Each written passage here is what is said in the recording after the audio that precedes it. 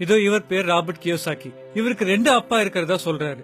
ஒருத்தர் பெத்தவர், இன்னொருத்தர் இவருக்கு பணக்காரராக சொல்லி கொடுத்தவர். ஒருத்தர் PhD முடிச்சவர், இன்னொருத்தர் 8th ஃபெயில். 2 பேருமே நல்லா சம்பாதிக்கிறவங்க. ஒருத்தருக்கு எப்பயுமே பண பிரச்சனை, ஆனா இன்னொருத்தரோ ஹவாயின்ற தீவோட மிகப்பெரிய பணக்காரராக போறாரு. ஒருத்தர் தம் பசங்களுக்கு கோடிகளை விட்டுட்டு போறாரு, இன்னொருத்தரோ கடனை விட்டுட்டு போறாரு. நம்ம எஜுகேஷன்ல இருக்க மிகப்பெரிய பிரச்சனை இதுதான்.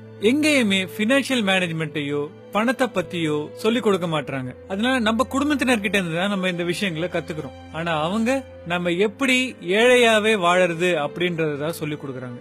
அவங்களுக்கு நம்மள பிடிக்காம இல்ல, அவங்களுக்கு தெரிஞ்சது அவ்வளவுதான். ஏன்னா ரிச் டேட் புவர் டேட் போன்ற புத்தகங்களை அவங்க படிச்சது இல்ல. காம்ப்ளிகேட்டடான பல டிகிரியும் புக்ஸும் சொல்லி கொடுக்காத பிராக்டிக்கலான விஷயங்களை இந்த புத்தகம் சொல்லி தரும். நீங்க 2 முக்கியமான வார்த்தைகளை புரிஞ்சுக்கணும். ஆசெட் சொத்துக்கள் மற்றும் லயபிலிட்டிஸ் கடன்கள். சிம்பிளா சொல்லணும்னா, உங்களுக்கு பணம் கொடுத்தா அது ஆசெட், உங்ககிட்ட இந்த பணத்தை எடுத்துட்டு போனா அது லயபிலிட்டி. வீடு வாங்கிட்டீங்க, மார்ட்கேஜ்ல கடன்ல இருந்தா அது லயபிலிட்டி. அது இல்லாம ரெண்ட் வந்தா அது ஆசெட். ரெண்ட் வரலனா அது மறுபடியும் லயபிலிட்டி, ஏன்னா மெயின்டெனன்ஸ் செலவாகும். Business, real estates, stocks, bonds எதுவானாலும் இதேதான் பிரின்சிபல். இப்போ நான் சொல்ல போறது ரொம்ப முக்கியமானது. ஏழைங்களுக்கு செலவு மட்டும்தான் இருக்கும், ஆனா பணக்காரங்க ஆசெட் மட்டும் தான் வாங்குவாங்க. மிடில் கிளாஸ் லயபிலிட்டிய வாங்கிட்டு அது ஆசெட்னு நம்பிட்டு இருப்பாங்க.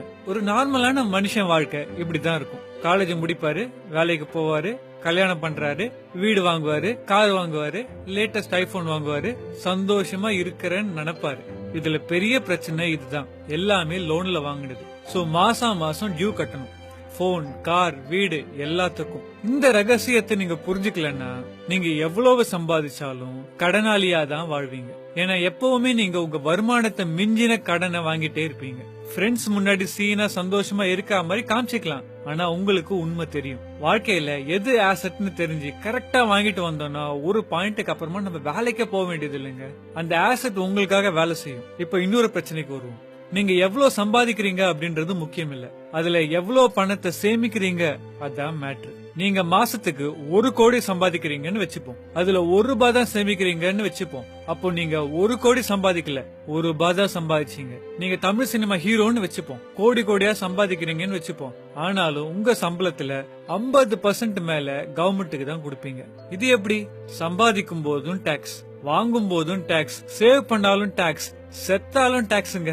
ஆனா சில சமயத்துல ஆசெட் எதுன்றத கரெக்டா புரிஞ்சுட்டு வாங்கும் போது எதுக்குமே நீங்க டாக்ஸ் கட்டாம இருக்கலாம்னா பாத்துக்கோங்களேன். நிறைய சம்பாதிக்கிறவங்க எல்லாம் சந்தோஷமா இல்லாததுக்கு காரணமும் இதுதான். சோ புரிஞ்சுக்கோங்க, நிறைய சம்பாதிக்கிறவங்களும் பணக்காரங்களும் வேற வேறன்னு. உலகத்துல 80 வருஷத்துக்கு முன்னாடி டாக்ஸ்னு ஒரு கான்செப்டே கிடையாது. போர்க்காலத்துல மட்டும்தான் டாக்ஸ் வாங்குவாங்க. ஒரு பாயிண்ட்ல கவர்மெண்ட் எல்லாம் சேர்ந்து ராபின்ஹுட் மாதிரி பணக்காரங்க கிட்ட இருக்க பணத்தை எடுத்து ஏழைங்களுக்கு கொடுக்க போறோம்னு சொல்லி ஏமாத்தி எல்லா ஏழைங்க கிட்ட இருந்து ஓட்டு வாங்கி ஆட்சிக்கு வந்தாங்க. வந்துட்டு கொஞ்சம் கொஞ்சமா பணக்காரங்க மட்டும் இல்லாம எல்லா ஏழைங்க மேலயும் டாக்ஸ் போட்டாங்க. சோ இப்ப நம்ம எல்லாருக்குமே டாக்ஸ் அப்படின்றது தினம் வாழ்க்கையில நடக்கிற ஒரு சாதாரண சம்பவமா மாறிடுச்சு. ஆனா பணக்காரங்க புத்திசாலிங்க, அந்த டாக்ஸ்ல இருந்து எப்படி வருதுன்னு அவங்களுக்கு தான் தெரியும். உலகின் மிகப்பெரிய பணக்காரர் யாருன்னு தெரியுமா?